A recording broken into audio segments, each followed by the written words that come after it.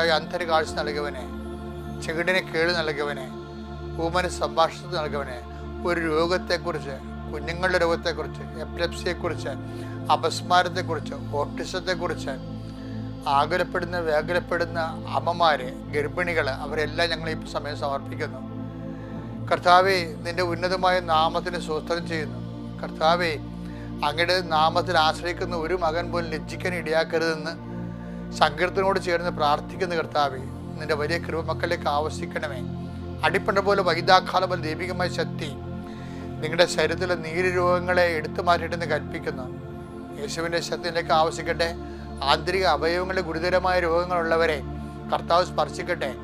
ആണിപ്പെടുത്താർന്ന് വലത് കർത്താവ് സ്പർശിക്കട്ടെ. അടിപ്പിണർ പോലെ സ്പർശിക്കട്ടെ.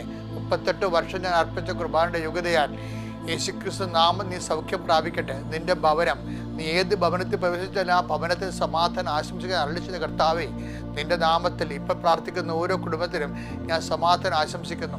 ആ സമാധാനം അവിടെ നിലനിൽക്കുവാനും ആ മക്കൾ കർത്താവേ, ഇന്ന് അവരെ ഉത്കണ്ഠപ്പെടുത്തുന്ന, ഭാരപ്പെടുത്തുന്ന, ആകുലപ്പെടുത്തുന്ന വ്യക്തികൾ, സംഭവങ്ങൾ, വിഷയങ്ങൾ എല്ലാം ഈ നിമിഷം കർത്താവ് സമാധാനമായിട്ട് പരിവർത്തനം ചെയ്യിക്കട്ടെ പ്രാർത്ഥിക്കുന്നു. എൻ്റെ കർത്താവിൻ്റെ ഉന്നതമായ നാമത്തിൽ, സഭയുടെ അധികാരത്തിൽ, കുരിശിൻ്റെ അടയാളത്തിൽ നിങ്ങളെ ബന്ധിച്ചിരിക്കുന്ന എല്ലാ തടസ്സങ്ങളും ദോഷങ്ങളും യേശുക്രിസ്തു നാമം നീങ്ങിപ്പോകട്ടെ.